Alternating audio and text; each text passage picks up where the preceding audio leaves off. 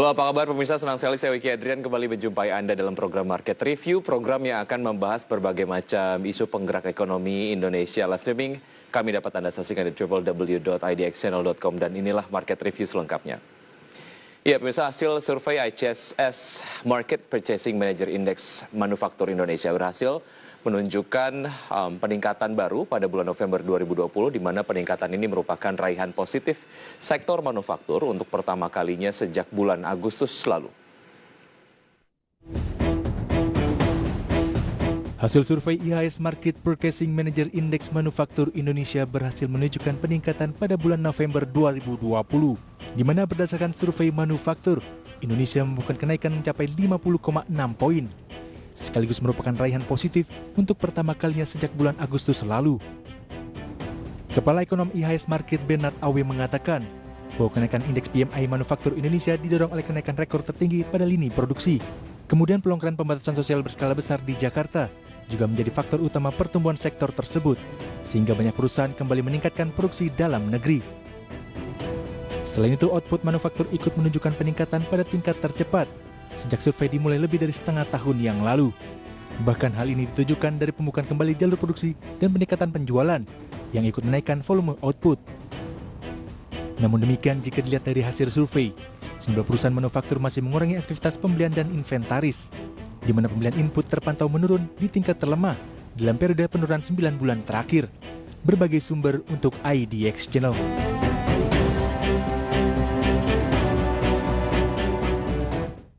Ya, pemirsa, untuk membahas tema kita hari ini mengenai reformasi industri pasca tahun pandemi sudah terhubung melalui aplikasi Zoom Bapak Muhammad Terevindo. Beliau adalah Kepala Grup Kajian Iklim Usaha dan GVC LPM UI. Selamat pagi Pak Revindo.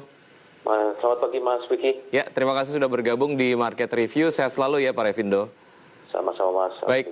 Baik, kalau kita bicara mengenai apa yang kemudian sudah dirilis oleh IHS Market Purchasing Managers Index untuk manufaktur Indonesia, indeksnya kemudian cukup baik di bulan November. Kalau kita refleksikan sedikit lah terhadap performa dari manufaktur ataupun industri di Indonesia di tahun pandemi, seperti apa analisa Anda Pak Revindo? Baik, terima kasih Mas Wiki. Kalau kita berkaca sedikit pada 2020, secara umum pertumbuhan ekonomi kita masih positif di kuartal 1, turun begitu tajam minus 5,32% di kuartal 2, negatifnya sudah sedikit turun di kuartal 3 ke 3,49. Jadi kemudian rilis inflasi dari sisi demand, rilis inflasi per November 1,67%, terendah sejak 15 tahun terakhir, artinya daya beli belum pulih.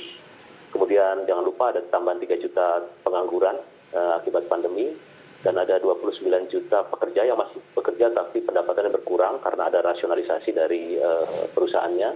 Baik. Tapi ada titik terang sedikit Mas, kalau kuartal 3 dibandingkan dengan kuartal 2 ada rebound 5,05%.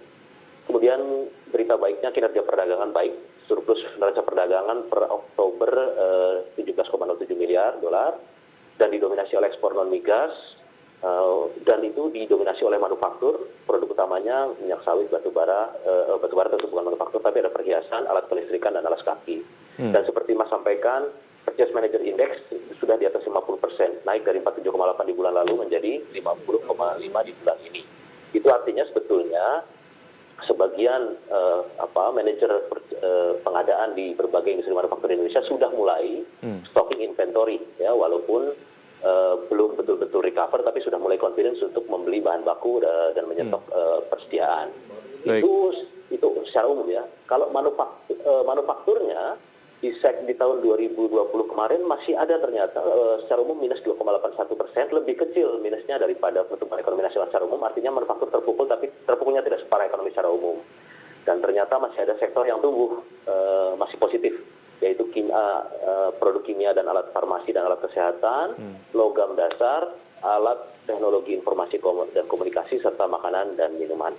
Baik, Pak Revindo, menarik ketika Anda sampaikan bahwa ada data mengenai daya beli dari masyarakat yang memang masih belum membaik. Ini kemudian menjadi satu hal hitung-hitungan lah di teman-teman kalangan industri, bagaimana sebetulnya jika demand-nya masih lemah, menjadi satu hal yang kurang kemudian efektif jika terus menggenjot di supply-nya karena demand-nya masih belum terlalu baik. Tapi kita kemudian akan bahas mengenai itu nanti.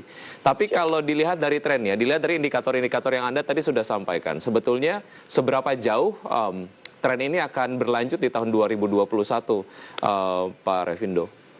Baik, kalau berbagai lembaga termasuk LPM memprediksi pertumbuhan ekonomi kan di tahun 2021 di sekitar 4,5 sampai 5,5%. Tentu wajar bounce back dari posisi rendah jadi bisa tinggi gitu ya.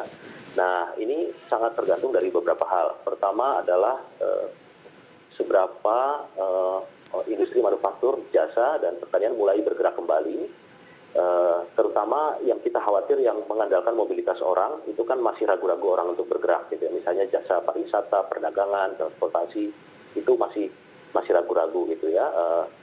Jadi kuncinya memang kebijakan kesehatan yang solid, yang kuat, dan komunikasi yang publik yang baik di 2021 akan menentukan seberapa confidence masyarakat belanja, terutama masyarakat yang masih punya daya beli yaitu ke kalangan menengah atas belanja, karena sekarang perputaran uangnya kan sumber uangnya hanya dari tiga nih Mas kalau tahun depan. Satu adalah dari pemerintah melalui program pemulihan ekonomi nasional, dua dari kelompok masyarakat yang masih punya daya beli tapi ragu-ragu untuk ke mall, ragu-ragu untuk ke pasar, ragu-ragu untuk wisata, dan ketiga memang mengandalkan investasi asing agar segera masuk karena kelihatan tahun kemarin investor sedang menunggu 2021.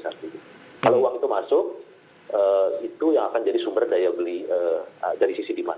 Baik, Pak Revindo, jika banyak kalangan ekonom menyampaikan bahwa Indonesia perlu melakukan reformasi industri ataupun di sektor manufaktur, dalam lini apa saja kita harus lakukan reformasi, Pak Revindo? Oh baik, ada beberapa hal ya. Ini cukup panjang pembahasannya, tapi ada beberapa yang key yang menurut saya penting ya. Pertama adalah industri manufaktur akan tumbuh jika keseluruhan rantainya tumbuh, berarti harus ada industri baru yang muncul atau industri yang lama yang sudah ada tidak pergi.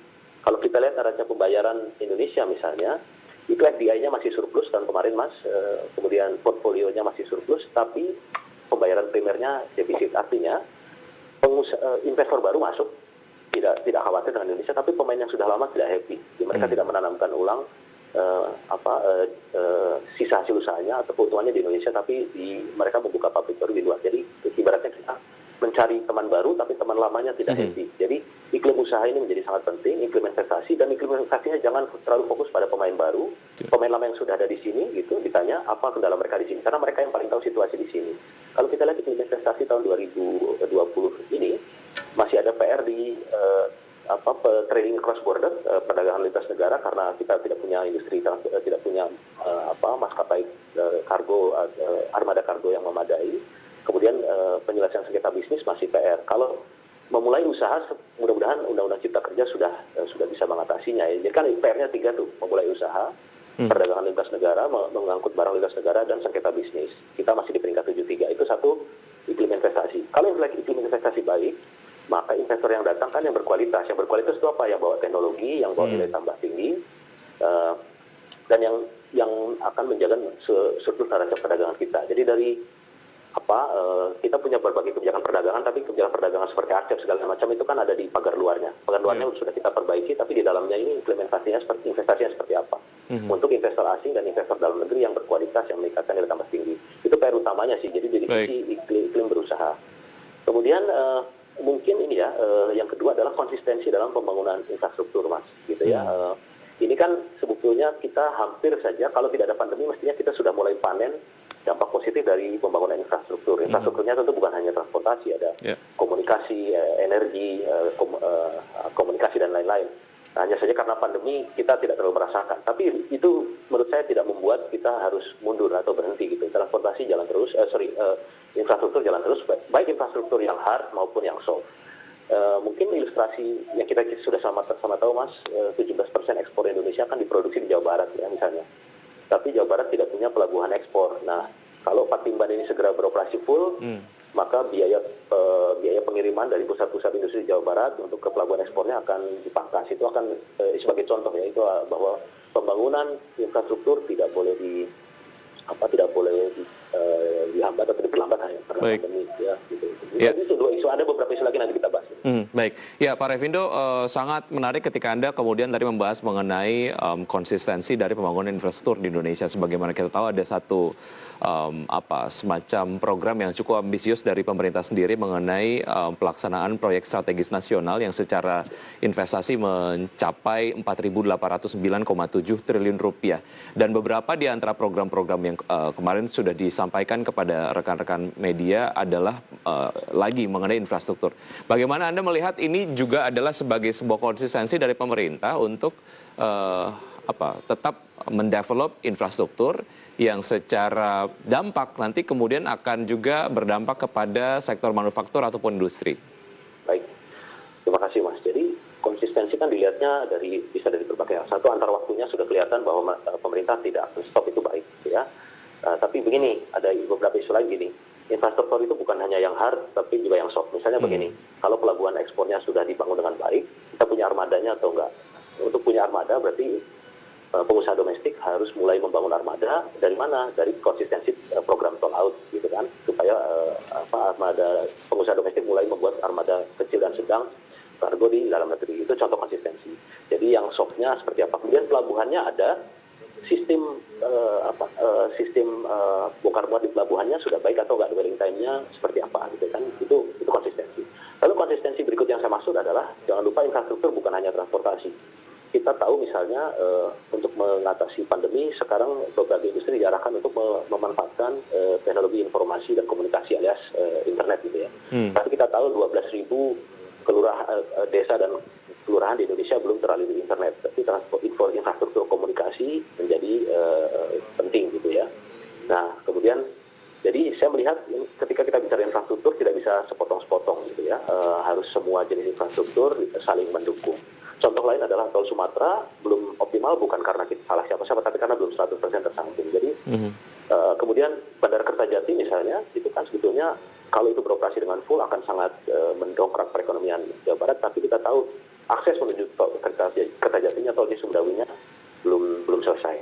Nah, saya pikir konsistensi itu dalam konteks satu adalah antar waktunya tetap dibangun, kemudian tidak hanya satu jenis infrastruktur, tapi semua jenis infrastruktur digarap secara simultan, dan yang ketiga adalah soft atau sistemnya harus dibangun juga.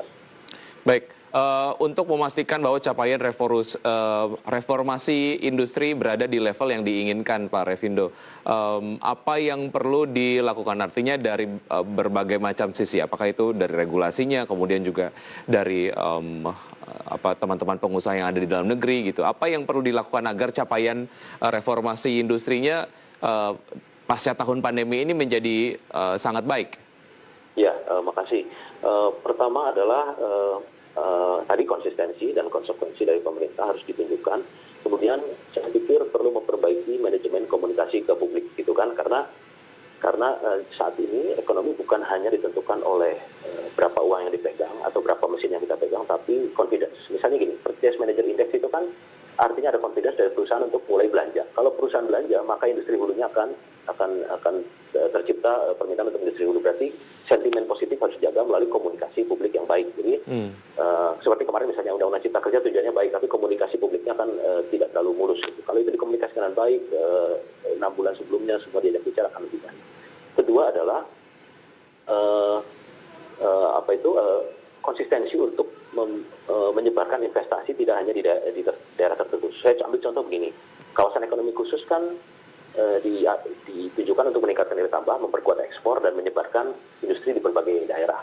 Tapi ketika muncul kawasan ekonomi khusus baru yang di Jawa, tentu yang investor berpikir ulang untuk investasi di luar Jawa. Itu kan berarti investor mempertanyakan ini, saya menunggu-nunggu kalau di Jawa jadi diluncurkan misalnya di Kendal, maka saya berpikir ulang untuk investasi di Galang Batang, di Semake dan sebagainya ya. Jadi itu saya pikir komunikasi publik. Dan terakhir ini mungkin walaupun tidak terkait langsung harus ada kebijakan kesehatan yang tegas gitu, yang jelas arahnya kemana, karena itu menentukan sentimen publik. Kalau manajer manufaktur yakin bahwa pertengahan 2021 itu perekonomian sudah normal, maka mereka sudah mulai memanggil pegawainya lagi, sudah mulai beroperasi, sudah membeli bahan baku dan sebagainya. Itu akan terderek sendiri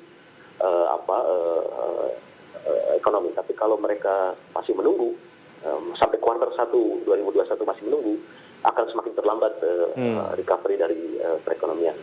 Oke, apa yang Anda baru saja sampaikan ini mengarahkan kepada bahasan kita mengenai korelasi efektivitas vaksin COVID-19 dan juga momentum reformasi industri.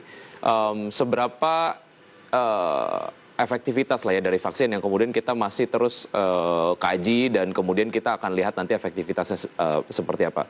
Bagaimana ini akan memberikan daya dorong kepada reformasi industri di tahun 2021 nanti? Ya, baik.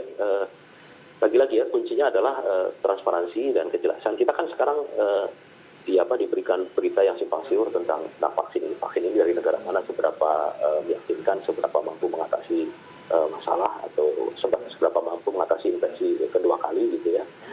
Nah, jadi menurut saya yang penting adalah satu, pemerintah menciptakan confidence ini vaksin dari sisi kehalalannya, dari sisi medisnya semua dipastikan dan dikomunikasikan ke publik oleh orang yang memang punya kompetensi gitu ya.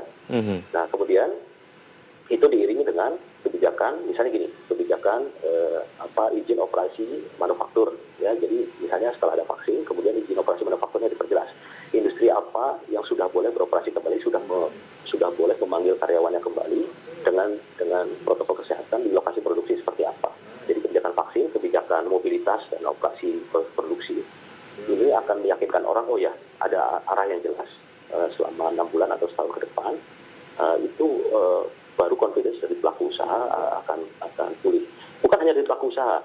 Ingat bahwa dari sisi demand, sebetulnya masyarakat di Indonesia masih ada sebagian masyarakat yang daya belinya masih tinggi, yaitu kelas menengah ke atas. Baik.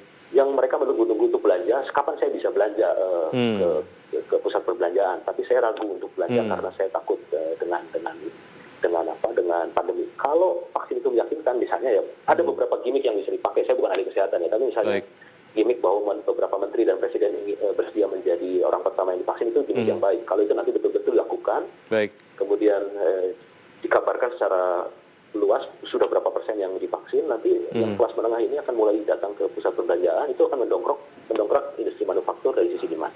Baik, oke Pak Revindo, kita akan jeda sejenak, kita akan lanjutkan usai jeda berikut ini, dan pemirsa tetap di Market Review, usai jeda kami akan segera kembali.